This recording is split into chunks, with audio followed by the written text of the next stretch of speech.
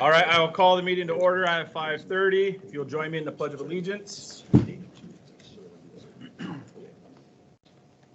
pledge allegiance to the flag of the United States of America and to the republic for which it stands, one nation, under God, indivisible, with liberty and justice for all. All right, thank you. Thank you to everyone who's here. Thank you to those who are online. We will get started with our meeting. First up is special recognition, and Dr. Pierce will lead us in that.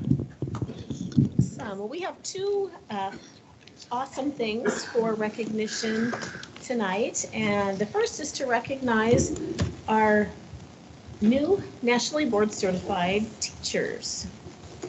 If you are here for that reason, can you raise your hand? Yay! Okay.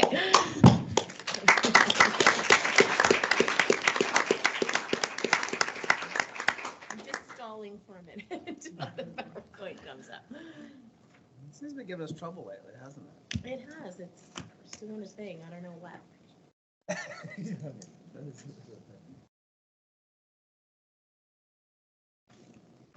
Please stand by and we'll get going here in just a second. Can you tell a dad joke in the meantime? Okay, here we go. Okay, so just a little bit about National Board Certification and why it's such a big deal. It is the most respected professional certification available to educators, and it provides numerous benefits for educators and for students and for schools. And it was really designed to help retain and develop and recognize our teachers, and it's a nationwide program. It's a very rigorous program. There are a number of required components involving assuring content knowledge, differentiation and instruction. There's an assessment portion of it. There's a portfolio portion of it, really focusing on the teaching, practice, and learning environment. Again, that's a portfolio part. And the whole process is about reflective and effective practitioner practice. It's based on 5 core propositions that teachers are committed to students and their learning. Teachers know the subjects they teach and how to teach those subjects to students. Teachers are responsible for managing and monitoring students' learning. Teachers think systematically about their practice and learn from experience, and teachers are members of learning communities. So all of these propositions really align nicely with our strategic goals as a school district and with our focus on professional learning communities.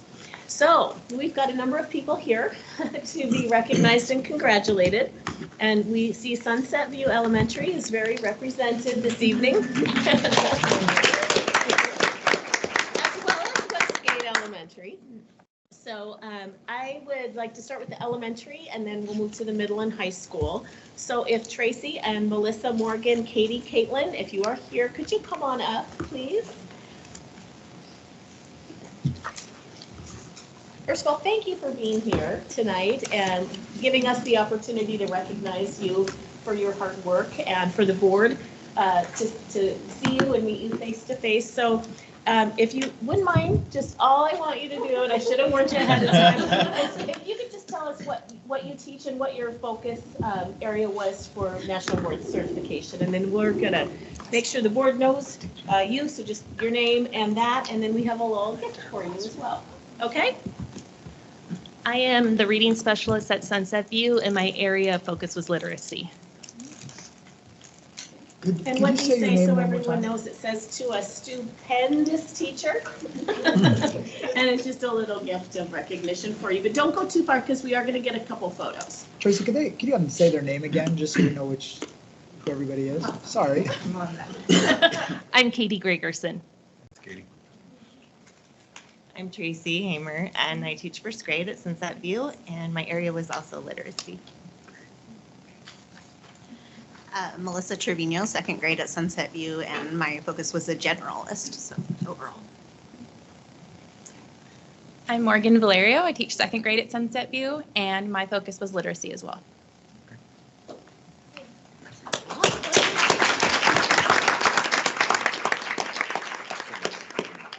We want to get photos. Robin, do you want to get photos by by group, or do you want the whole group together? Or? Okay, so just if you don't mind, just hold tight. We want to recognize our middle school teachers. So Kimberly and Kara, are you here? Okay.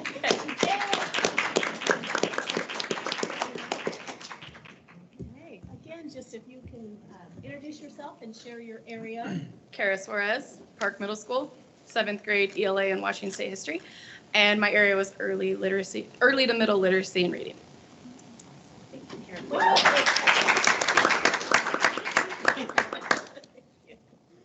And finally, high school, we've got Kennewick and Kamiakin and Southridge represented as well. So Anna, Shelby, Kendra, Cambry, Rebecca, Brittany, if you are here, come on down.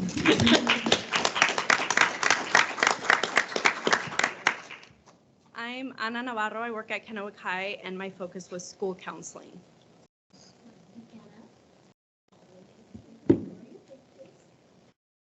My name's Cambry Longacre, and I teach at Southridge High School. I know some of your kids from there, and I certified in adolescent mathematics. So.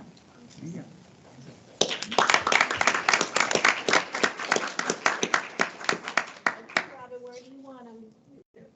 With the board? Okay. Yeah.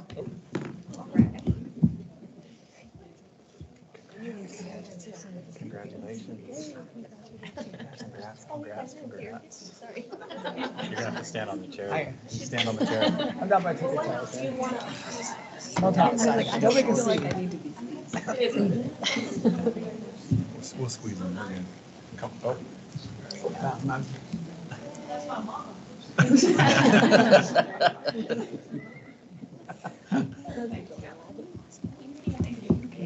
So again, congratulations. And all your hard work. Thank you, guys. Thank you, Mallory.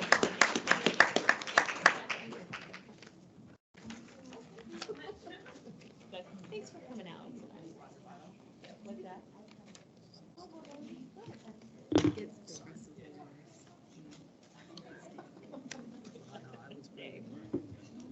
Thanks so much. Thank you. Okay, we've one more area for recognition this evening. Thanks again for coming out. Thank you.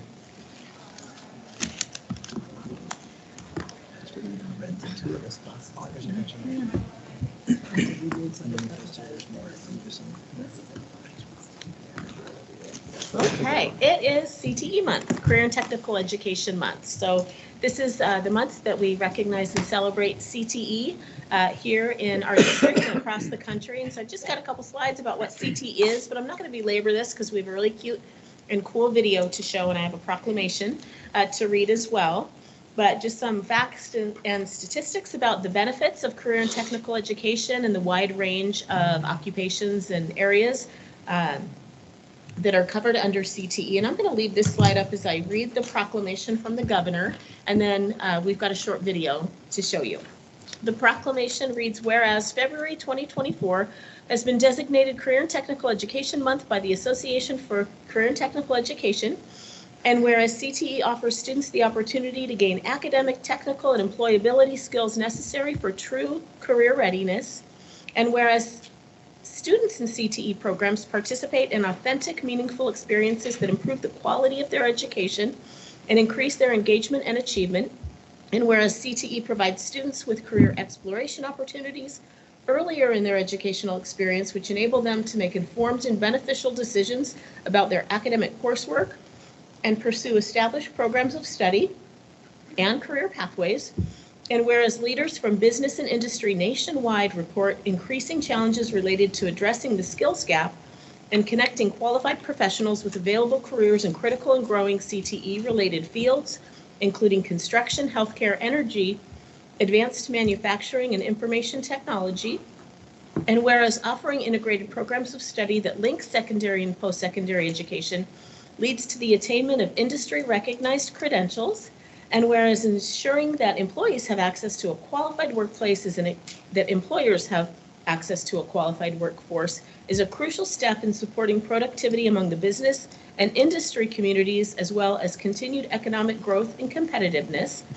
And whereas February 22nd, 2024 marks the 107th anniversary of the signing of the Smiths-Hughes Vocational Education Act of 1917, which was the first major federal investment in secondary CTE and laid the foundation for the bicameral support for CTE that continues today. Now, therefore, I, Jay Inslee, Governor of the State of Washington, do hereby proclaim February 2024 as Career and Technical Education Month in Washington, and I urge all people in our state to join me in this special observance. So, with that, we have a video to show. This was made by Mike Grief, who's a retired digital arts and filmmaking CTE teacher from TriTech, and he worked with our College and Career Readiness Director, Abby Matson, and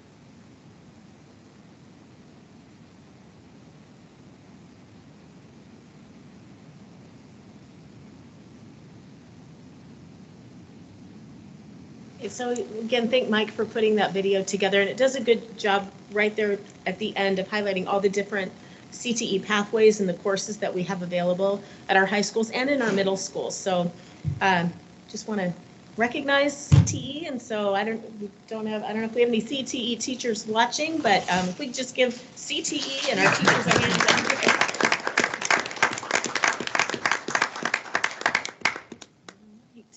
Okay, thank you.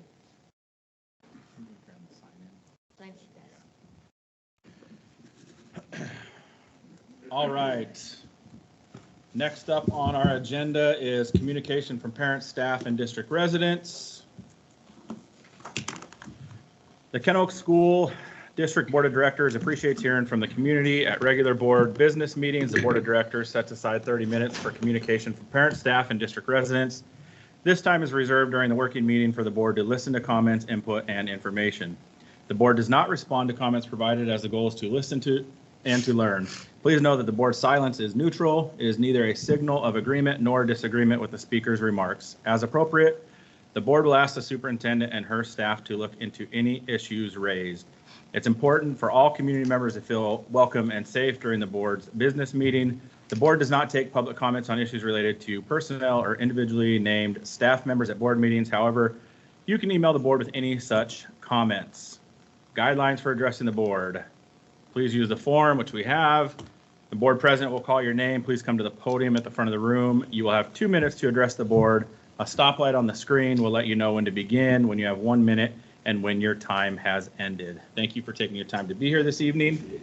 And first up, we have one online. We have 2 online, and I'm not sure who they are, but we'll take those first. Okay, first person is Jenny Matthews.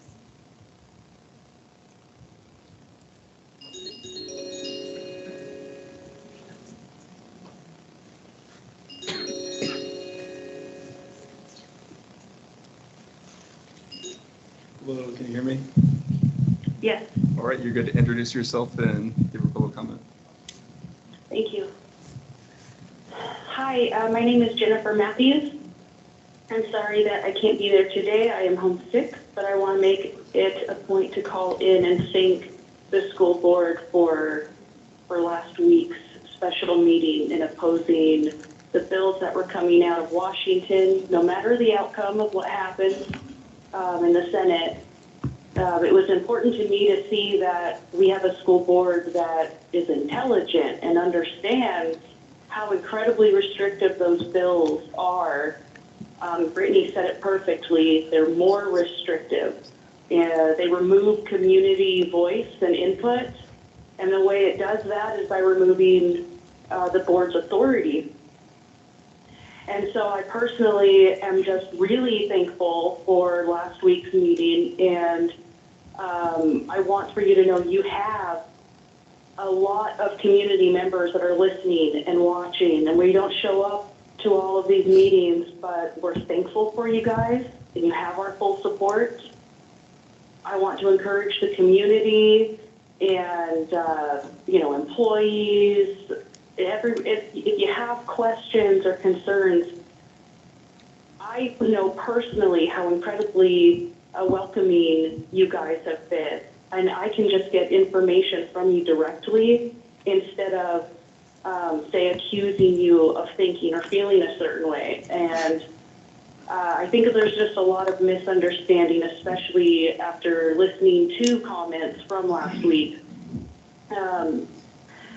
So I just want you to know that I'm thankful for that. I know a lot of people that are thankful for what you did.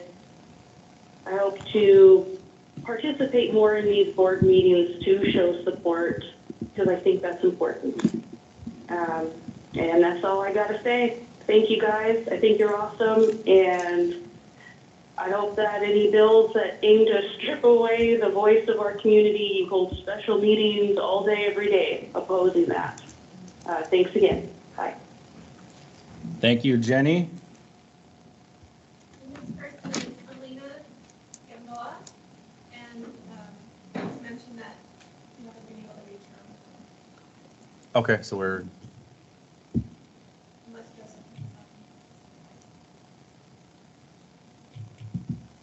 okay.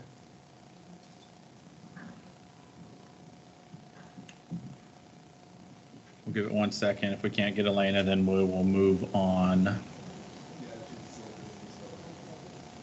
Busy? Okay. All right. We will move on next to Dottie Stevens. Thank you. I'm Dottie Stevens. I'm a Kennewick resident, 45 years, and I'm a KSD partner. I volunteer a lot in the community. I was concerned about the special meeting. I was concerned that 3 of our board members couldn't even attend. They had to do it by distance. And, you know, word got out and, you know, 20-some people came and about 12 of us spoke. I was listening to the video because I did have to leave early for another meeting on the 20th, and also Apple TV News. And I heard several items that caught my attention. One was I saw Mr. Valentine interviewed, and he said he was representing parents, and he's for reading, writing, and arithmetic. And it rang a bell for me, and it takes me back to my mother. My mother had an 8th grade education in southern Iowa that prepared her for farm labor and assisting her parents with a family of 14. She wanted more for me. And she frequently said, I got reading, writing, and arithmetic, and that's all I got. So that was concerning to me. She wants more for me, and I obviously want more for the kids in our community. So I was concerned, and I don't know if I misheard it, but I saw you speaking, so I don't know. Ms. Glenhill also talked about how much time it takes and how people are being left out. And so I printed it. I went online. It was easy to go to the www.ledge.wa.gov bills, put the number in, bingo. And then they also had an analysis, and I read that too. And as I read through all that, it talked about our IMCs and our, you know, those are councils we have right here, and it's our community staff and input and public viewing of materials. And so that says to me local control. So I saw there was a lot of local control here. And as I read the bills, what I did find out was there's a lot of may and maybes written into them, so we can put a lot more in to who does get to complain or get an appeal. It's a lot more involved than just everybody being written off. Now, I know there's controversy on school parks. And, you know, you have to be up for that, and you have to be up for the time it's going to take. If you do step back, it does seem like people don't get involved, but people like me will get involved. I'm older, I don't have kids in school right now, but I really do care. Thank you. Thank you, Dottie. Next up is Diane Sunvik.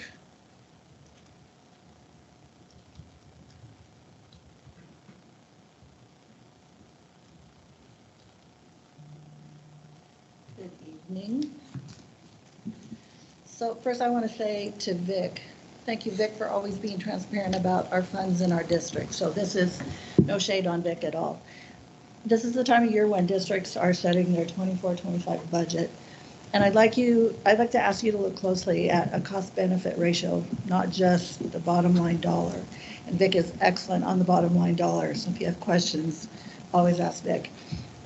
So research indicates that $1 that the district spends, or districts in general, spend on social emotional learning has an estimated return of $11 to the district. So we don't have to spend extra money doing extra things for kids because it's been taken care of. That comes from the collaboration for academic and social emotional learning. $1 spent on early childhood programs will yield between $4 and $16, depending on the needs of the child. That comes from the Nobel Prize winning economist James Heckman. $1 invested in community and schools at the high school level has an 18.4% rate of return. I'd love to get that on my investments. And creates $11.60 of economic benefit for the community. That comes from the Economic Modeling Specialists International. $1 invested in the use of PBIS, which is Positive Behavioral Intervention Systems, which we use in a lot of our buildings, has a return of $14 in savings from reduced high school dropout. And I know that Dr. Miller has talked about that's a big deal for you, and we want kids to graduate, so that's a good investment. So spending on these and other non-academic programs saves taxpayer dollars. That's a biggie. As a board, that's a biggie. But it also, in the long run, advances student health, safety, and graduation rates. So I hope you will think about that as you look at the good information that Vic always provides us. Thank you. Thank you, Diane. And that's all we have, unless he was able to get Elena.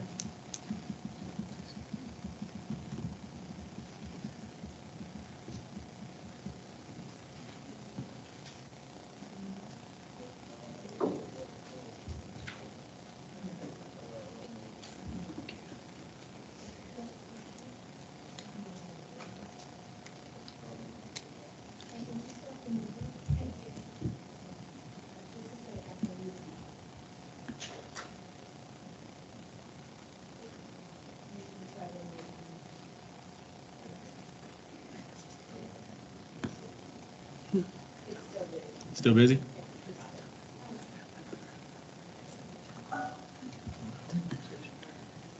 Okay, all right. We will move on with our agenda. Elena, if you're listening, if you could maybe please email us your thoughts, we would appreciate that.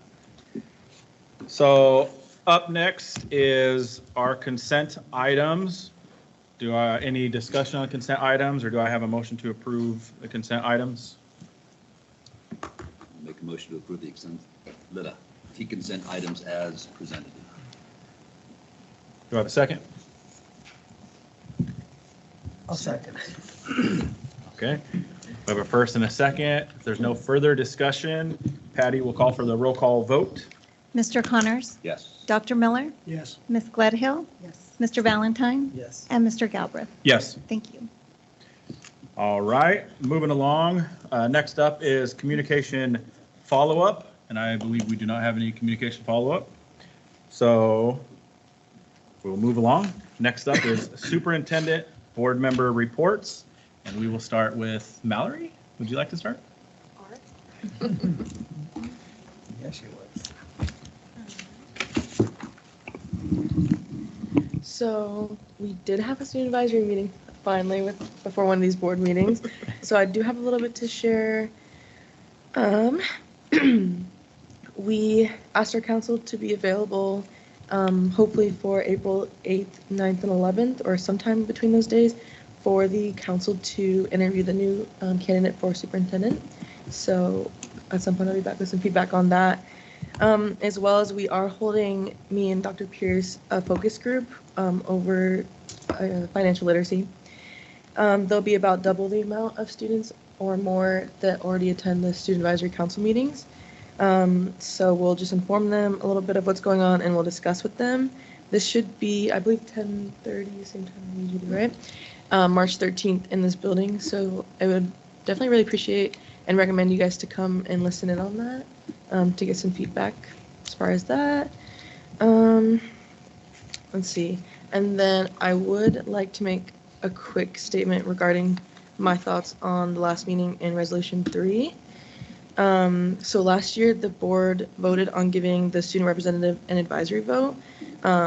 This has not been used this year so far, but I would like to say if I was given the opportunity, I would have voted against the proclamation and in favor of Resolution 3.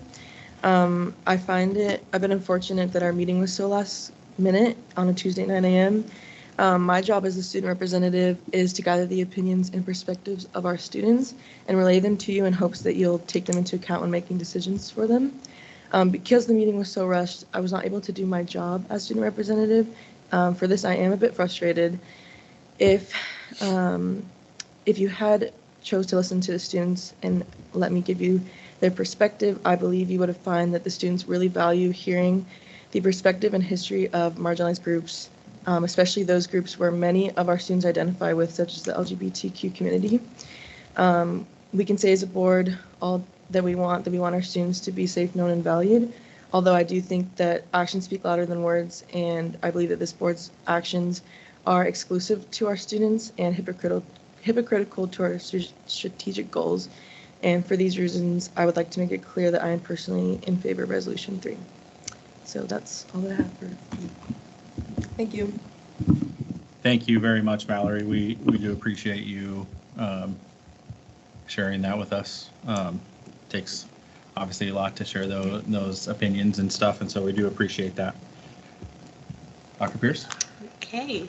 Well, I wanted to start off by thanking the Tri-City Hispanic Chamber for the opportunity to provide a state of the district update with them at their luncheon earlier this month, and just appreciate that group for their continued interest in our schools. I also, since the last board meeting, had great visits to Westgate, Canyon View, Amon Creek, and Washington Elementary just this morning. Also got to attend the Vista 5th grade orchestra recital last week, and that was excellent. And like others, had a wonderful time this morning reading at Sunset View for Read Across America week. And I just appreciate our staff across the district for the continued great work that they're doing with our students. Great, thank you, Mike. Thank you for reminding me about the Vista orchestra deal. I'm mad I missed it because I was asleep. I had it on my calendar. I was all excited. I'm going to go, and I absolutely passed out on the couch and I missed it. So I apologize to the Vista orchestra because it's really cool to listen to them play. And yes, I did go to Sunset View today and for the Read Across America. And again, I think they're profiling me because I read a book called Potato Pants. So it was absolutely hilarious, and the kids were great. They gave me a couple courtesy laughs during my presentation today, so they were very kind to me. So it was fun. Thanks, Mike. Dr. Miller. First of all, I want to say huge congratulations to all of those teachers for who attained that national board certification.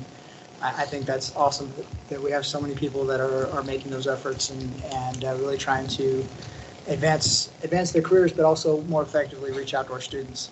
I also want to give a huge good luck, and we support you to all of the DECA teams that will be going to the state tournament tomorrow. It's a great opportunity, a great program where kids are learning about business, all different aspects from entrepreneurship to food preparation to hospitality. It's a great program, and good luck to all of you kids that are going. I know you've done a lot to prepare, and they've got several really good teams that will be going, which is super exciting. And finally, I want to express my thanks and for all of the people. I had a lot of comments from different people expressing their thanks from the community for the resolution, for passing that resolution. A lot of people were very supportive of the board's actions and appreciated the fact that the board would take a stand, recognizing that ultimately, yes, there's limited ability to influence what happens in Olympia, but showing where we as a board stood. They appreciated that and appreciated our efforts. So. Thank you, Dr. Miller. Brittany. So, sorry, I have to pull up my notes. My tour of schools is continuing, so I have to write them down, or else I'm going to leave something out. But before I got back to visiting schools, I mentioned in our special board meeting last week that I had spent, by my estimation, about 15 hours reading those two bills. And I just want to point out that the reason that I spent so much time doing that was because, and I brought that up not to complain about it, because that's certainly not a complaint. I took this position on willingly and very happy to do that. But I spent that much time doing it because I wanted to have some credibility about what I was going to say. I wanted to make sure it was understood that I knew my stuff and that I'd spent a lot of time considering what decision I was going to make about that. So I just want to clear up any misunderstanding there might be, that I did not mention that because I was complaining about something that needed to do. It was something I willingly took on and was happy to do. And perhaps the reason why it took me so long to go through those two bills is because I not only read every word, but if you're not familiar with the way the bills are written, about every other word references an RCW, and I don't know the RCWs off the top of my head. And so I actually still have them open on my phone. I have 50 tabs open where I actually had to open every single RCW and read it so that I knew exactly what I was talking about. So that's the reason why I spent that time doing it. And I think that that's a tremendous asset to a board member, to be willing to take the time to really do that. And I don't think that's something that should be criticized. I had another thought about something I wanted to say about that, and I can't remember what it was. Maybe it'll come back to me as I'm talking about the schools. I started off last week. The reason I couldn't be in the meeting last week was because I had a school visit planned. So I was sitting in their parking lot waiting for the meeting to end so I could scoot in as soon as it was over. And so that was to Fuerza Elementary. So I got a shorter visit with them, but absolutely loved my experience there. I have a special place in my heart for our dual language schools and really was very impressed with what I saw there. What lucky children to be able to be there at that school and to be having that experience. And Miss Johns is, you can tell, has a real heart for her school, and they're really doing some great things. I was there during the WIDA testing, so I wasn't able to really go in and see much of what was happening in the classroom, but just walking by, I got to see lots of minds hard at work, and it was a great visit. Next went to Desert Hills Middle School, got a chance to meet with Casey Gant there. That is my son's middle school, and so Mr. Gant was kind enough to sneak me into his classroom. He did not know I was coming in. That was very fun to see my 13-year-old son look up in absolute horror because his mom was standing in the classroom. So that was great. I also had a visit to Highlands Middle School and really appreciated my visit there. I was not familiar with Highlands at all and was really impressed with what Desiree Martinez has going on there. Just as I was leaving, she had a state patrolman who was coming in to do some CTE introduction and discussion during their lunchtime. That's a new program that she's got starting, and talking about some innovative arrangements she's got with some classrooms. She's being very innovative in how she's approaching some of their unique challenges there, and really loved hearing about that. I went to Canyon View this last week and got a chance to meet Kathy Wajardo there, and also get introduced to some of the very unique challenges there at Canyon View. I think that there's some discussion we can have about some things that we can do as a board. I don't know if it's capital funds. They just have some infrastructure things that are kind of in the way. Some of their playground access is really inhibited. So that's something that we can put on our short list of things to kind of look at and see if we can support that school a little bit. And if anybody in the community wants like a scouting eagle project or something, there's some really big roots around some really mature trees there that kind of are a tripping hazard for the students.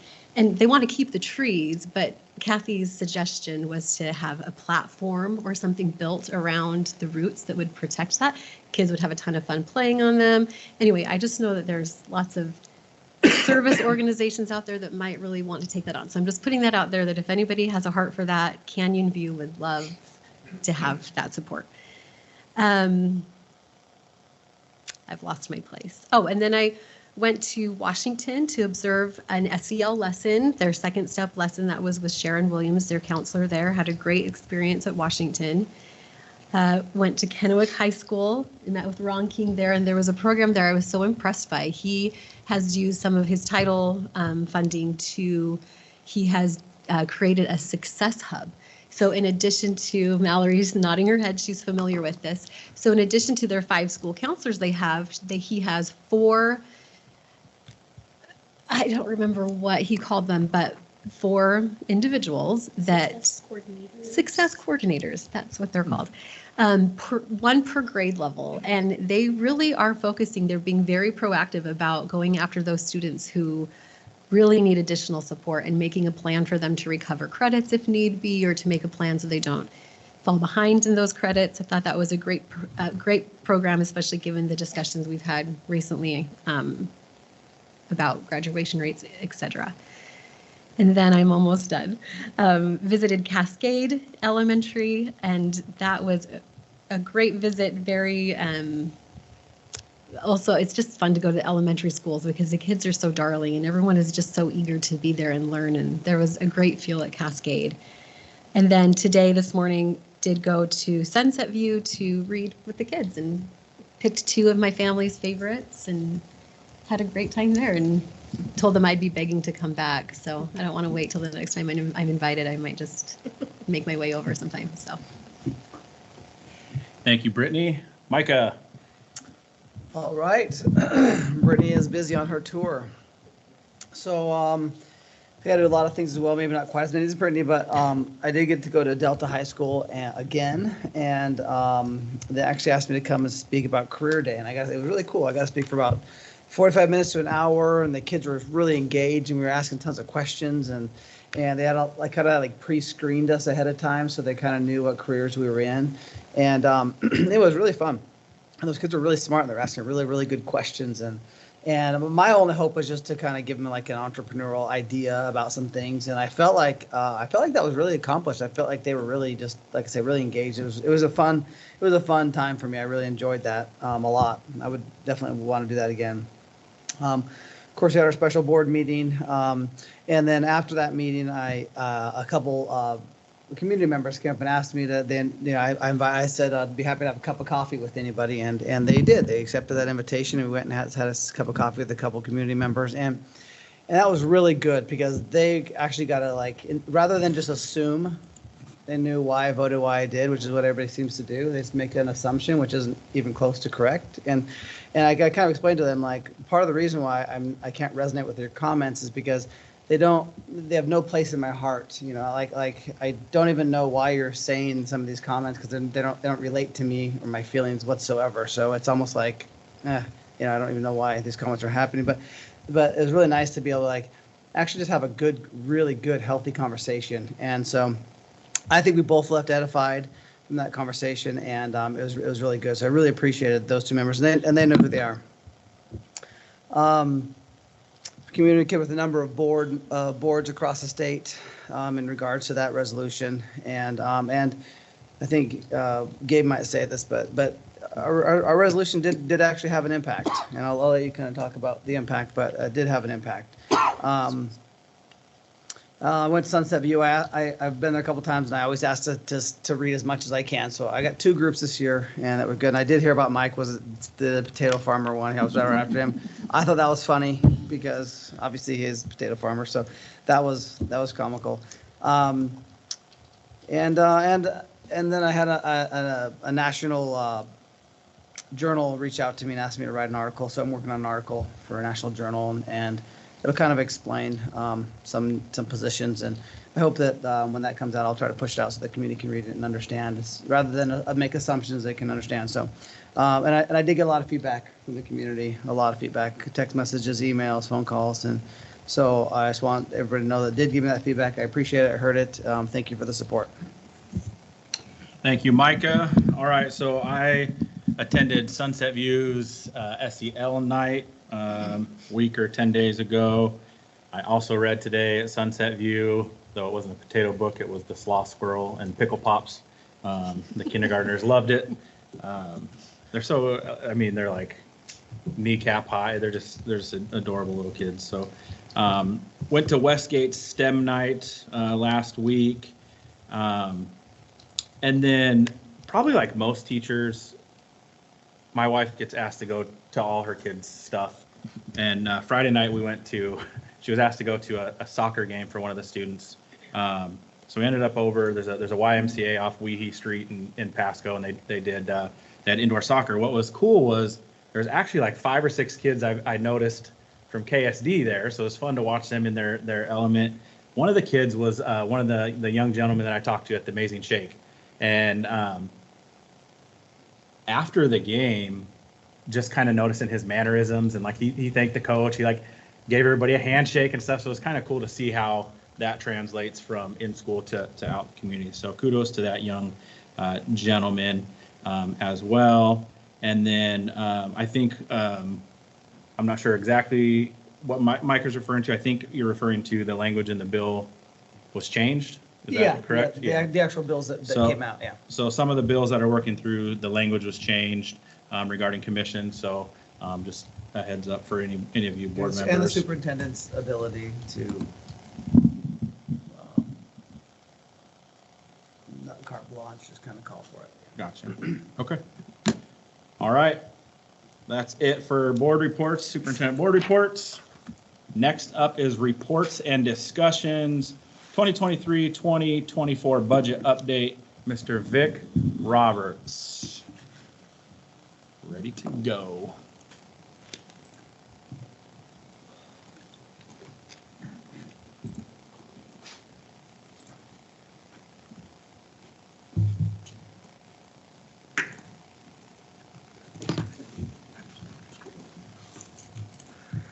Trying to give it a good start.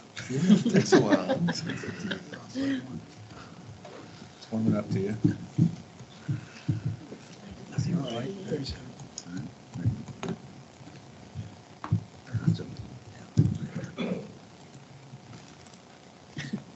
Well, I will say that the book that I read was called Unicorns Are the Worst.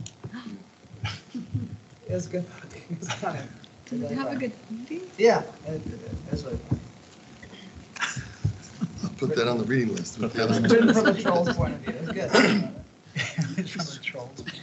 So just the goal focus there, accountability there, financial, and just doing some updates here on the current budget, and we'll get into a little bit of, just touch on next year's enrollment.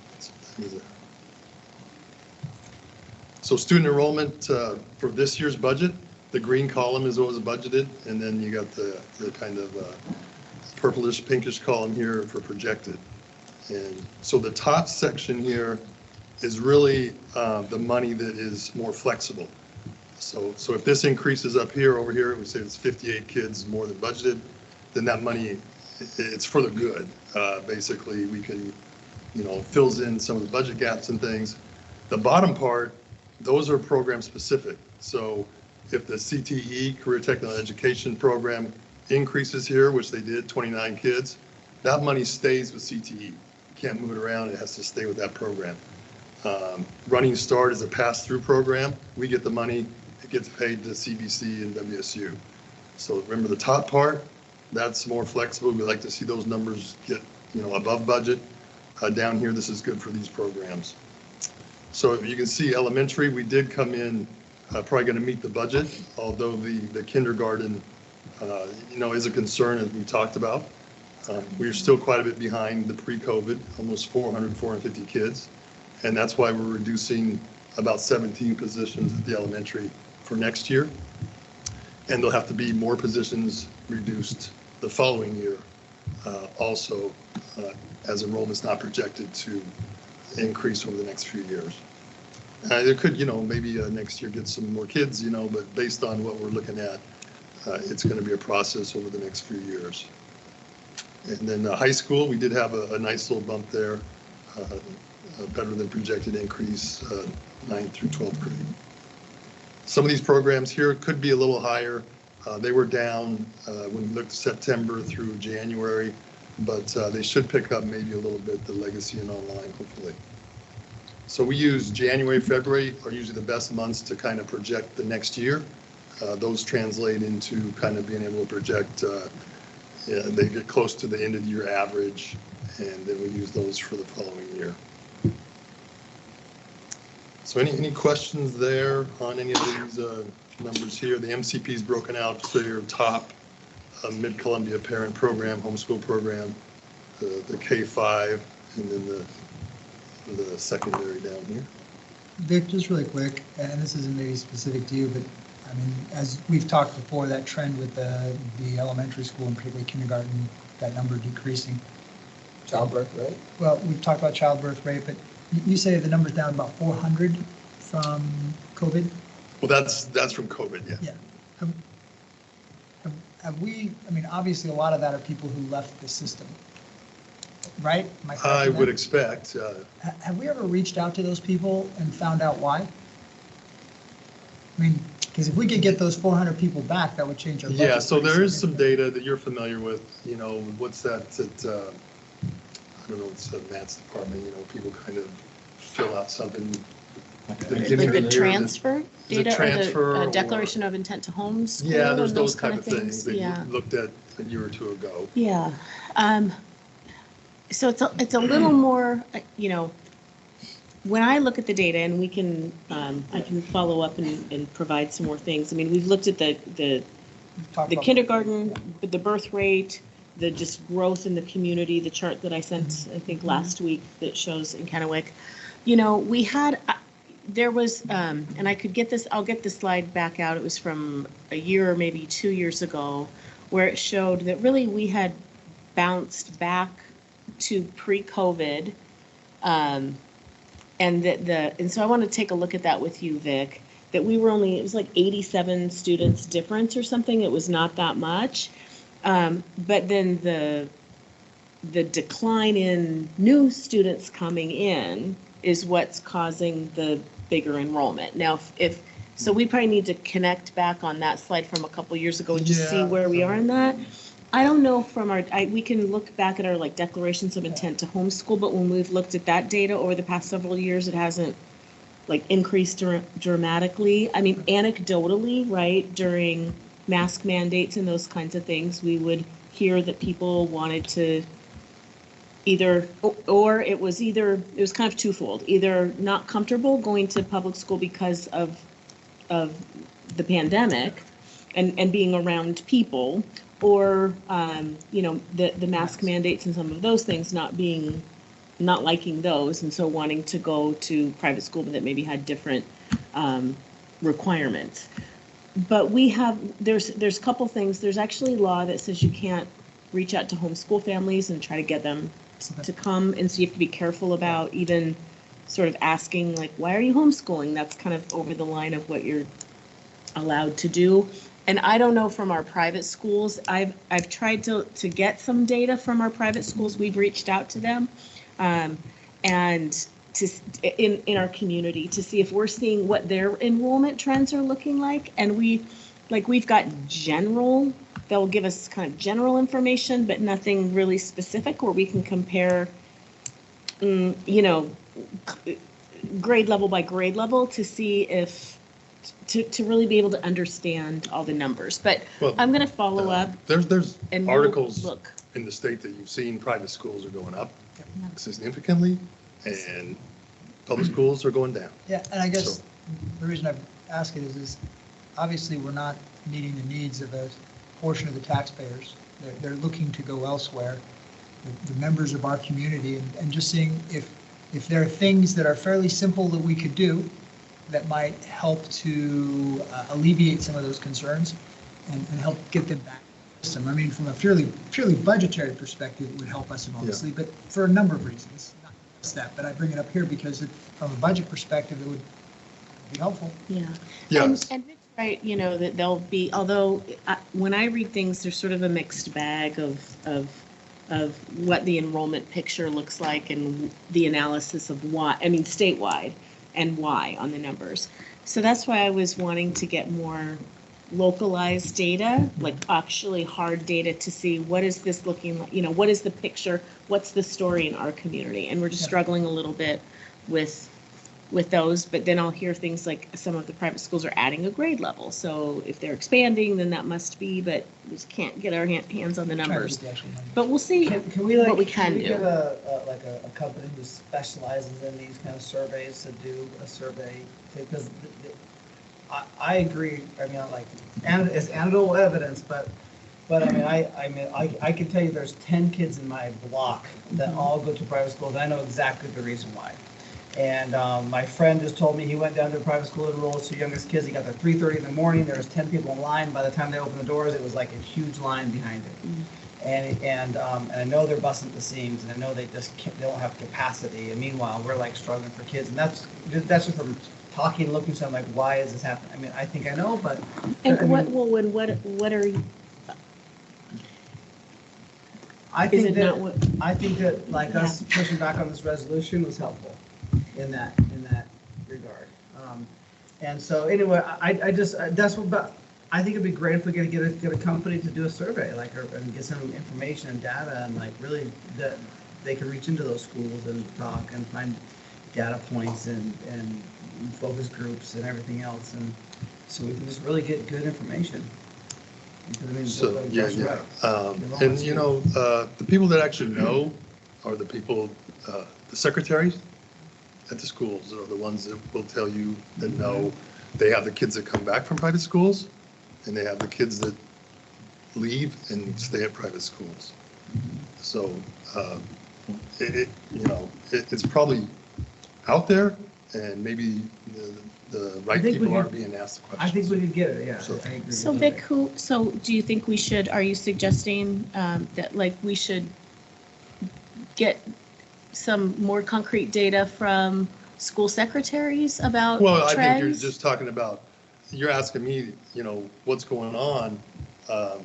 the schools probably know more about what's going on, not specific numbers, but they have a general idea. Oh yeah, we're getting some kids back from private schools. Well, that would tell you that we lost some kids to private schools, probably. Or, you know, if they have, they just probably have a little better feel than say I would up here about. You got the numbers Yeah, versus and I apologize, this wasn't intended to, but I mean, I know you don't have, I apologize to get us down. No. Oh, no, you're I mean, good. the point is taken, like how do you gotta do some sort of a. But the budget is incredibly impacted by the number of kids we have Sure. showing up. And if our enrollment is in decline, that puts our budgets in jeopardy, generally speaking. Or puts a strain on our budget, maybe better said. In a few ways, we don't have the head count, right? We also no longer have the engagement from a segment of the voting bloc. So when it comes time to pass a levy, if they don't have children in the public school, there's really no incentive to vote in favor of levies. So a lot of this stuff, like, there's strategic, reasons Well, to. you're talking about graduating. We're at a point too now. We're graduating 1,400 kids and we're replacing that group with Exactly. 1,250. So if we're looking at it just purely from a graduating and coming in, it's going to decline already on that. And then there's obviously unintended consequences from enrollment decline, right? That it's harder on the budget. And that's what I guess I'm saying is we need to, I think at this point, we probably need to hone down on, are there, like I said, small, simple things that might be done that might bring some of those families back or provide them support in a way that would encourage them to return if they have left. There's a set, private schools are great. I'm not, there's a place for them, but we want to make sure that public school is a place where everyone can, as said before, safe, valued, and seen, and we want to make sure that this segment that left, we're making sure that their needs would be met if they returned.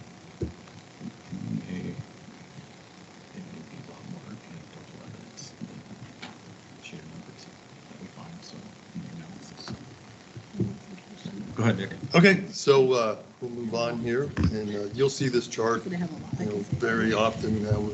We update it every now and then. So, and then getting into the budget that was adopted. So you can see the first column here is there's no ESSER applied, and that's elementary and secondary school emergency relief funds.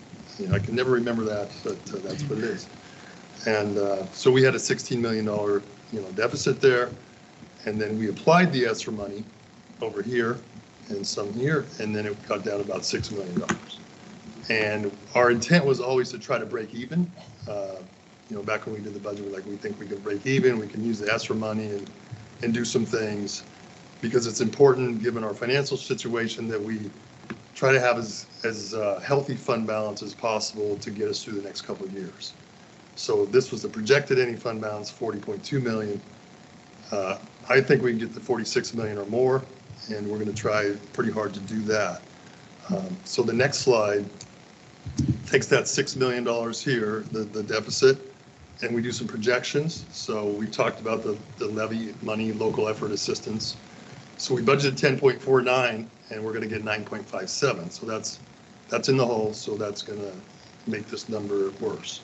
We have a few more students. We talked about 58 students on the other slide. We get more money. Special education enrollment, I didn't touch on that. That's down here.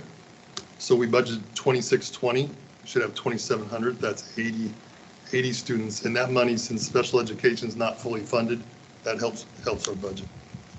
So that would add some money here.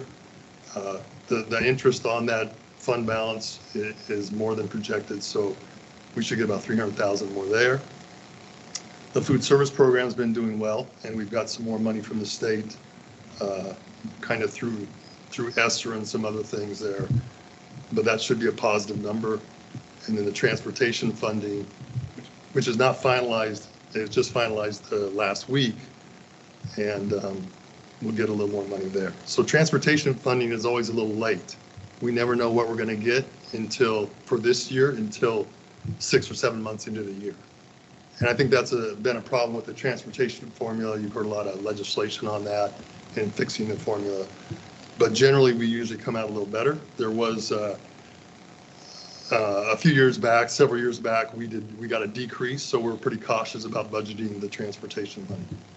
So next year, we'd probably budget 10.75 million and hope that that would continue to go up.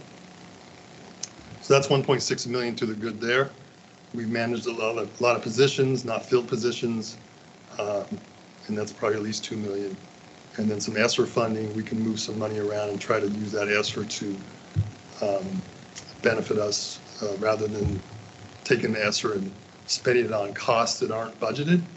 We spend it on costs that are budgeted, and we can do some good with that to our financial situation. So that would put us about break even. The change in fund balance, instead of a $6 million deficit, we're about break even, 47,000, and that would keep us at 46 million. So the idea is we would actually try to do better than this, but this is where we're at for now. So next year, the local after assistant is going to be negative 2 million, based on the levy and how that goes up and how we talked about that. So that's not a good situation. The enrollment is going to be a negative $1 million. So those numbers right there, when we do the budget, we're going to start out with 16 million in the hole. We're going to add some money for the property taxes because we're only collecting those for 2024 in this school year. So we're collecting 12 million in these numbers. We're going to collect another 11 million. So that'll bring this down to say, to 10, 11 million here. So we'll still be a deficit. Then we're going to be, it's going to bring it down to like 5 million. But then we're going to have to add the $1 million that we're going to lose on enrollment. So that's going to be 6 million deficit. We're going to have to add the $2 million that we lose on LEA. That's going to be about 8 million. Then we're going to get some money from the state. The legislature's going to end. We're going to get some COLA money and things like that. But then we're going to have to pay out a lot of that, probably more than they give us. So that's how we're going to, we do the budget. Just like here, we start at 6 million, and we're looking at now, putting these numbers in, boom, that's where we're at. We're going to start here, add the property taxes we get, all that, and that's what we're going to work through the next couple of months. And I can tell you, it's we wanted to be around 5 million deficit, which is fairly manageable, but it's probably going to be closer to around 8. So that's why we need this money over here. So that's kind of a real kind of light situation there. We'll be working on the budget, doing something similar with the 16 million here. We'll add the property taxes and the cost and kind of work through all that. Any questions on that? So just to be clear, with $8 million next year, what does it look like 2, 3, and 4 years from now? We will be looking at that in March. Okay. Yeah, you get some meetings with that later. Sorry, thank you. More to come. Yeah, Yeah. I just. Doesn't look that good, because Yeah, it's mean, about $1 million of students every year that probably not going to get. And then the local after assistance also. But those are, worst case numbers, so they'll hopefully be a little better off. So then the enrollment there for 24-25. So this would be, what we're working on for the budget, and they probably won't change much unless, March, something big happens. So you can see here's the elementary, 120 students decrease. And, that goes from the small kindergarten, the larger 5th grade going out. If you have 1,400 kids going out in 5th grade and you got 1,150 coming in, there's a gap. And then we do add like 1st grade, we think we're going to get 20 more kids. 2nd grade, maybe 20 more kids based on history. Kids just moved in, things like that. And then down here, the secondary, we think that's going to hold pretty steady. So you're behind about 75 kids, and that's where you kind of generate, okay, well, the enrollment revenue is going to go down close to $1 million. And these programs down here be pretty stable. The CTE program, we budgeted 855. The program's at 884. We're going to have to budget about 85. Looks like it's going to continue to keep that kind of enrollment. And then, so moving on. So some of the costs we have to look at, the big cost change we always get is the utility and the fuel cost. So you can see here, natural gas has been an issue. It's pretty much doubled since the last 2 or 3 years. We sent some stuff to the legislatures. They were asking about that. And then the other big one, well, garbage has been big too, waste management. We're trying to manage that a little bit. And we look at the, what are they doing for rates? The city, that's generally 5% a year on the city water sewer. The PUD's been very good. Our rates rarely go up. However, we have some schools that aren't quite classified right, so they could be looking at those. Natural gas is every year could be different. It can be 20% one year, nothing the next, but it looks like it's supposed to be pretty stable. And then down here is the liability insurance. It's about 15% a year, so you're looking at about $591,000 increase there. So when we look at that, you go back to this 16 million, and we did some of that math. That 591,000 is going to be a negative, and it's going to make that look worse. So Vic, can I ask you a question on this utility field property insurance one? So looking at it, we're trending 5.3, 5.8, 5.4 to 6 in 4 previous years of 2021. And then the following year, we went up 1.3 million, and then we went up essentially 2 million from 2021. So if we're doing the math there, since 2021, we've spent an additional $6 million on utility fuel property and insurance costs. So 5.9 projected 8.6. But each year you're spending that extra $1.5 million or 2 million, right? Yeah. And then we're projected to do 9.2. So we're looking at almost $8 million that we're spending. Right. Okay. Yeah. So since 2021, so what's your, is that just straight inflation? Because if we were trending for 4 years under 6, we're like. The natural gas is their rates, yeah. Yeah. And you could have a year there where it was really cold, but the last couple of years it's been the same. Yeah. So that $8 million increase is basically inflation for cost of everything. Well, the 5.9 to the 8.6 is rates and inflation. Yeah. The big part of it is the liability property insurance. Jeez. So Why did the sewer go up so much as well? I mean, you're up from 22, 23 to what's budgeted. Do we just budget very conservatively there? The budget on the water sewer, we projected that and we thought it would be based on how we were looking at 22, 23 and some other things. We generally would leave that there. You could say we're going to go to 260. So you're just being conservative. On that one, being conservative. Most of the time, it's got to be quite a bit different to really bring those down. I can only imagine that 8 million not going up like that and us being able to use that elsewhere. And that 16 million we're missing, I mean, we're footing the bill for $8 million. Yeah, I mean, you could say, well, let's reduce that. Stuff, that's crazy. 20,000 here or there. We need bigger money. No, that's great. Between garbage and natural gas, we got. Garbage is a problem, yes. And, I don't know if you've ever tried to call Waste Management, but they don't work here. You got to call Arizona. Wonder what's happened since 2021. So we do what we can, and some of this we can try to charge off to a few other programs. Okay. So anyway, that's the biggest change in the non-staff cost is this. All the other costs usually hold pretty steady. There's IT and some other ones. So to give you an idea, the state's inflation factor on non-staff costs is 1.9%. So we're going to get, unless they do something different, about $400,000, $450,000 from the state for our non-staff cost increase. And this is already $591,000. And we still have IT costs and other costs that go up. And that's where you've been reading about the legislature and the MSOC, but they're not doing a ton about that. Nope. So. Thank you. And then, so we'll get into, some other meetings where we'll have some more details. We're waiting for the legislative session to end, and that'll provide us some firmer numbers on some things. And then we'll be talking March through May on the budget information. Awesome. Thanks, Vic. Any more questions? I mean, there's probably lots, but any for Vic right now?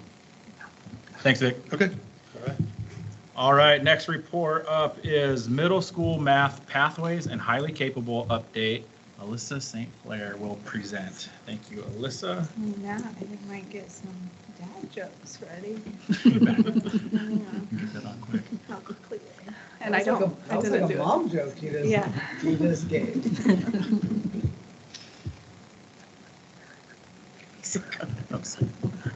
Well, someone might.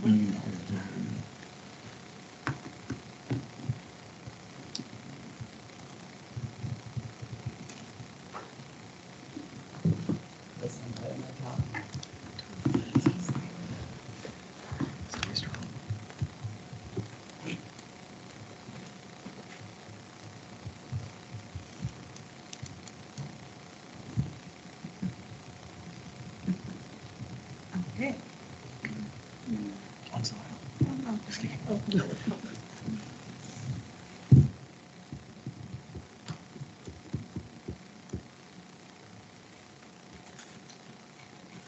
All right. Good evening. I'm going to talk a little bit about middle school math pathways and kind of how it's a continuum of our highly capable services and some of the work that's been going on there. So this aligns with our strategic plan goal that our students are ready for their future. And just to kind of set the background for why I'm coming to you tonight, I shared a little bit about algebra in the middle school at our December meeting, and we had a lot of discussion and some questions. We've also had some public comment from parents. So this is just some follow-up work to those discussions and some investigative work I've been doing that I want to share with you. We're going to review some of that information and just ask if that's meeting our needs. So I've got some information about the pathways and that work, some updates to it, and then also some information about highly capable services as they continue into the middle school. So in December, we talked a lot about, during our, all of our students are prepared for their future, we talked about algebra and how important it is that our students have a strong algebra foundation. We really want to do that as best we can in middle school. And we have a goal that we're increasing students earning that high school algebra credit before getting into high school. So some of the reasons that we are focusing on this as teachers and as a district, specifically for those middle school pathways, I'm not going to read each word here, but we really wanted common criteria. We were finding that each school was placing kids in classes with their own criteria, and we wanted common criteria. We wanted common names. Content that was being delivered was being called different courses at different schools, and we wanted consistency in all of our schools. We also, as much as we want our students getting that algebra credit and earning algebra, we don't want them retaking things. We want them placed appropriately at the right level so they can really benefit and be ready for algebra. So we want to get a correct placement so students are successful. We want students to feel math success. We want them to struggle and have rigor and success. And if they're retaking things, are we placing them correctly? So we wanted to work on that. So last year, our middle school math teachers and some of our high school math teachers, and it was even a little bit before that, really worked on firming up some consistency. And this is where the work landed, to get common names of courses, common materials, common criteria. And the work was overall extremely positive by our principals, by our teachers, and we are seeing some success in placement for our students with this work. I want to just reiterate, and then we'll go back to the picture as well, that I kind of hit on these as well, but we do have an interest in making sure we've got consistent courses across our 5 middle schools, and that the courses are teaching those content standards. We also want to make sure we're using consistent criteria, and it is criteria based on multiple measures, and it is a guide. There's always exceptions. There's always a dialogue. There's always room for talking about where a student should be placed. And really importantly, we want to make sure if it's a high school level class in the middle school that it has that integrity of the high school class if it's for credit. And we want to make sure we challenge our students in both advanced and accelerated courses to get them appropriately challenged. What I found between December and now is we need to update and add some options for our highly capable students. And so that is one of the updates I'm going to share tonight. So with that, I want us to talk a little bit about terminology when we're talking about these courses. So we have advanced courses and we also have accelerated courses. So an advanced course would be a student taking a course above their grade level. So a 6th grade student might be in a 7th grade math class, and that's an advanced math class. One thing I did find out is when that is happening in our schools, it is all 6th graders in the 7th grade math course. It's not 1 or 2 6th graders in with 7th graders. That will happen very rarely if it's a scheduling problem or we can't do it. But our goal is that for advanced courses, it's a whole grade level taking a year ahead, 2 years ahead in the middle school. We also have accelerated courses, or what we can call honors courses. And these are different than advanced because they also run at a faster pace and can cover more standards in the classes. So we have honors English language arts classes in our middle schools. They're able to cover more material faster and more in depth than a regular English language arts class at the middle school. So how these terms advanced and accelerated apply to our middle school math, here are some examples. A 6th grade student can have advanced math, Math 7, pre-algebra, high school credit, algebra. Those are all advanced courses. This is 1 year ahead, 2 years ahead, 2 years ahead, and then that is freshman level algebra. Same with 7th grade with pre-algebra and algebra, and then 8th grade, you are advanced if you're in algebra. That is typically a high school credit bearing class. Our honors courses are also honors courses at the high school. They are labeled honors at the high school. They go faster, they cover more content, and these are those courses. So prior to this pathway work, we had some middle schools calling the course Honors Algebra, and when we talked with the teachers and we looked at what they were teaching, it was not Honors Algebra. And so that we can bring Honors Algebra, Honors Geometry back, and we're also going to make sure those classes are taught to the integrity of those high school level courses. So we've run some numbers of our students, especially our highly capable students, and we can make some courses, probably not as many as we did with these definitions, but we do need to add it into our pathways. So what that will look like, it's a little more confusing, a few more arrows. Can you just say the statement you said, you can add some, just not as many as we had before? We're going to add some sections of Honors Algebra, Honors Geometry back, but looking at this criteria and consistent expectations, not as many students who have been in it in the past. It'll be part of our highly capable services. Can I maybe ask, I just want to make sure and help to clarify. So because part of the issue, as Alyssa was explaining, if people were calling algebra an advanced class versus honors algebra, and it really wasn't honors algebra, then that's it's not that we're interested at all in decreasing access to the higher courses or creating, with the clarification of the terminology and the content. Some courses that used to be called honors that really aren't honors with these definitions. Yeah. So that's clarified what each one, so that kids are going to be appropriately placed. And collaborating with our high school classes to make sure it's the same syllabi, it's the same assessments, and the same pacing. So when we spoke last time, we had some discussions about Math 7 moving and where it should go. So we've added some arrows in. Really what it's showing is these are pathways and it's to help guide placement. Sixth graders are on the top, and then seventh grade, and then eighth grade. So a sixth grader, 85% of our sixth graders would be in this class. 15% or so would be divided amongst these two, and 1 or 2% would actually be in this one. And we would allow that. They would be in with seventh graders and probably some eighth graders to make the course. We can't run a class with 3 kids. But it would be at the middle school.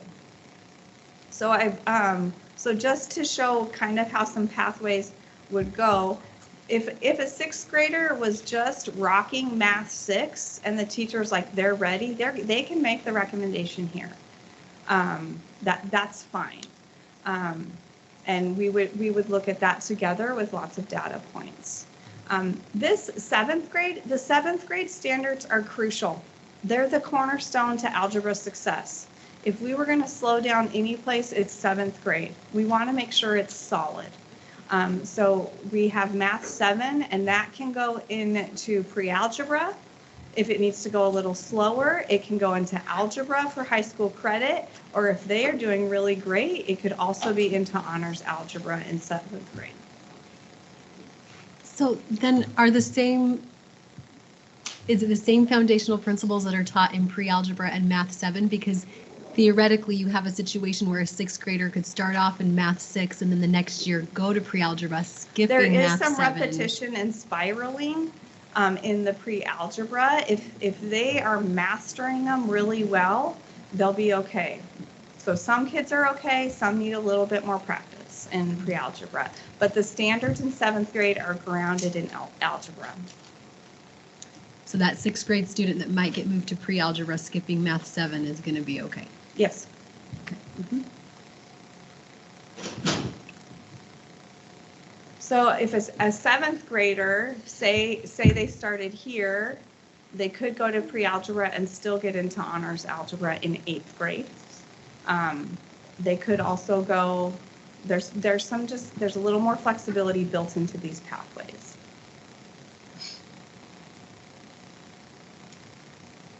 So we've come back and talked with our teachers and principals and looked at the data to see if we can run these with these criteria. And we're going to be working on a plan with our teachers to make sure that they're using those strategies and pacing to keep up with those high school rigorous courses. And if a student is having trouble with it, it's okay. We can have them in algebra. We can wiggle them around in the schedule. I would rather wiggle them in middle school than say retake it next year. So we will work on that with our teachers and our principals. Melissa, before you move on, I don't see an honors pre-algebra. Is that because it's just, they're advanced, they're above grade level, but we wouldn't have an honors pre-algebra. The only classes here that have honors in the name are high school honors courses. Okay. So in these, sorry, and maybe I'm not a math whiz by any chance, but so are these these course titles and course offerings are aligned to high school? Same terminology, same all that. For high school credit, yes. It's the same now, We right? have algebra for high school credit. We have honors algebra for high school credit, honors geometry for high school credit. Okay. Mm-hmm. And they all earn credit. One thing I just wanted to share, in the fall, I shared that we're working on our highly capable program, and we've had a program review at the elementary level. And we're working on what those services look like. Adding honors algebra, honors geometry aligns into some WAC definitions for highly capable services as we continue past elementary. So we do need to be offering advanced academic levels. We need to be offering courses for students who learn quickly. They don't need to hear it multiple times and can compact curriculum. And we need to provide a continuation of highly capable services once students leave elementary school. So adding these in is becoming part of that highly capable program review to make sure that we are providing those for our highly capable students. I'm not going to read through these. I'm just showing where these actually show up in the definitions of highly capable. That is my update on that work. Any questions? I just want to make a comment first. One, I think this is a comment to the public, and that is I think in some degree you may have been already looking at this, but this was brought up to us by members of the public, and I think to your credit, we're listening to the public. We're listening to parents. When they come in with concerns, we're trying to adapt. We're trying to rectify areas of concern. And so I think to parents, one, the district is listening. We're doing our best to try to accommodate, and looking here, I think we've found a reasonable solution where we have honors. We're replicating what kids in high school are getting in the middle school. I think great job, first of all, for both listening to parents and then finding a reasonable solution. And I guess along those lines is to the parents in the community, if there are concerns, this is a wonderful example. You've got a superintendent, you've got a cabinet, you've got people that are listening and going to work hard to try to rectify this. So thank you guys. Thank you very much. Thank you. Thank you, Dr. Miller. Any other questions for Alyssa? Just one quick one. Brittany? Yeah, so is this model, will it work at each of the middle schools? I know not all of them have, always from year to year Yeah. it changes, so how, is When there a we plan ran- to make? Yeah, when we you know what I'm ran, asking. we took some data from last year to meet that criteria, and I think this won't impact all of the middle schools equally. Yeah. But we do have highly capable kids at all middle schools, and we need to make sure they are challenged. So I do think some schools will have to do some more flexible scheduling than other schools, but we need to meet our students' needs. Actually, one other thing, do we use any remote learning for schools that may have, like you said, 2 or 3 kids in their school that may not normally be able to fill a class? But is there any way to, if nothing else, have a Zoom? I mean, they did that during COVID. We know it can work. Yeah, typically in math, we will bus to the high school. Okay, so if there's 2 kids in a middle school that should be in there, we've got an avenue to get them there. Absolutely. Perfect. Great. All right, Thank you, thank Alyssa. you. Appreciate it. All right, so that ends reports and discussions. We have no unfinished business. However, we do have new business. Board committees. Dr. Pierce will walk us through this quick presentation. Very quick. Very quick. The longest part will be waiting for it to open.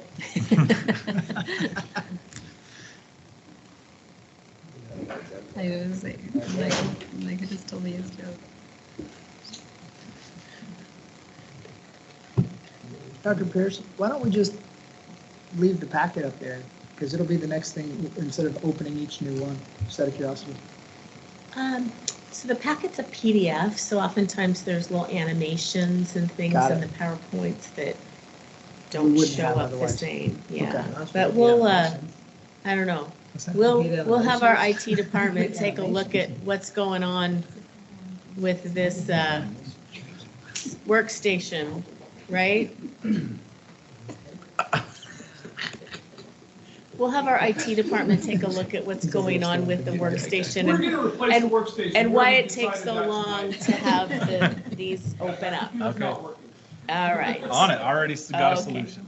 At the February 13th board study session that was focused on strategies to improve graduation rates and post-secondary outcomes, the board discussed the idea of forming a board committee to further delve into this topic. And per policy 1130, the board can vote to create a board committee with a specific purpose and term. And so we're bringing this topic back for you tonight to make a decision. And so the policy, it's really short. It says committees of the board may be created by a majority of the board. This is not a new policy. This is an existing policy. It says the president may appoint board members to serve on such committees, the purpose and terms of which shall be determined by a majority vote of the board, and board committees shall be limited to 2 members. So I believe what was discussed, the idea discussed at the study session, was that the board form a committee, maybe called the Graduation and Post-Secondary Preparation Committee. And I think based on dialogue that evening, the idea would be that the committee of 2 board members would meet with superintendent and administrative team members, and we would delve deeper into our graduation and post-secondary outcome data. We would discuss and propose desired outcomes and measures of success, and discuss strategies that could strengthen our outcomes.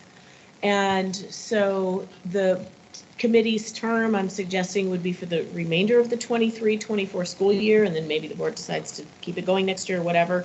But I think that would provide a finite time frame, and then the committee could meet with the superintendent administrative team. We could meet March, April, May, and bring a report back, just a progress report back to the full board at the June retreat, and then, you know, maybe determine, keep going. So I just tried to capture, I think, some of the things and that were discussed, and so this is all up for discussion. This was just my attempt to put something out there. So I think you want to make a motion and then discuss, right? Get it on the table and then discuss if you want this to be the purpose and term and so forth, and then vote. And then Gabe will appoint the committee members. So I'll go ahead and make that motion. I'll make a motion to create a board, I like that, board graduation and post-secondary preparation committee with the purposes and terms as proposed. Do we have a second? I'll second that. All right, any discussion regarding the committee? Yeah. Go ahead, Brittany. I think we have the same thing. I'm concerned with the superintendent search being very concentrated over the next little bit of time, that the remainder of the school year won't be enough time. But I don't know if that's just how the policy operates and then it has to be for just a school year, or. I would suggest, why don't we move it to end or middle August? And then that just gives us, and then we can re-up it for the next school year, but it basically gets us to the beginning of the next school year. That way we've got some time over the summer. I know we don't meet a lot during the summer, but that way to Brittany's point, March and April, as we just talked about, there's going to be a lot of meetings already. And I know, Dr. Pierce, your time is going to be stretched thin doing all of that. Yeah. So I just updated this. August Does that work? 24. And then in August, we'll just, if, to your point, if we need to make it longer, we just make it longer. But that gives us a little bit more leeway to look for results, kind of put together a plan. Okay. Sounds like everyone's good with that one. Do we need it? Are we good with the motion as is? We don't need to. Yeah, because I updated the proposal, so. Okay. Perfect. Well, if there's no further discussion, we have a first and a second. Patty will call for the roll call vote. Mr. Connors? Yes. Dr. Miller? Yes. Ms. Gledhill? Yes. Mr. Valentine? Yes. And Mr. Galbraith? Yes. Thank you. So with that, we will appoint Brittany Gledhill and Dr. Miller to this committee. All right, thank you for your willingness to do that. All right, so that ends new business. So next up, our next meeting agenda, we have the 2024-25 preliminary budget, legislative update, and academic progress update. Anything else? I don't know that this is a major add, but I mean, maybe we can can we discuss, it's a little dumb pet peeve, but seconding, we don't need a second in a small committee, in a small board, and just like maybe get the, I don't know what we need to maybe have Bronson run us through that, but. Yeah, so let's put it down as an agenda item. We'll look at what we have I think it'll on take the 2 next, minutes.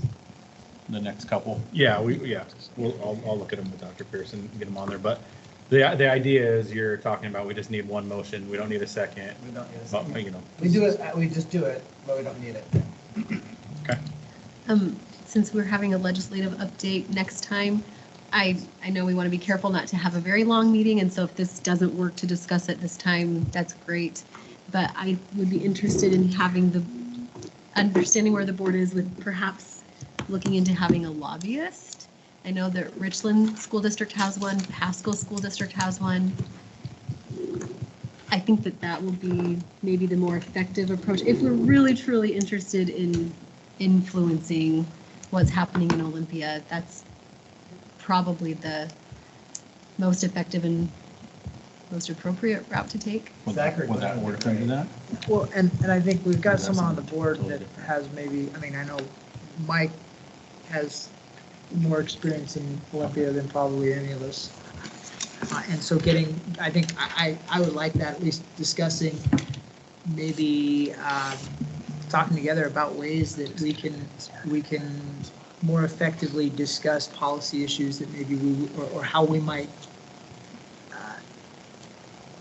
look to use to move forward with policies that are going on in Olympia, legislation. Yes, I think we can get it into the update part, at least get the discussion started and kind of see where we want to go from that perspective, if that works for, okay. If we need to continue the discussion, we'll add it further down the line, but we'll at least get it started in that update. All right, anything else?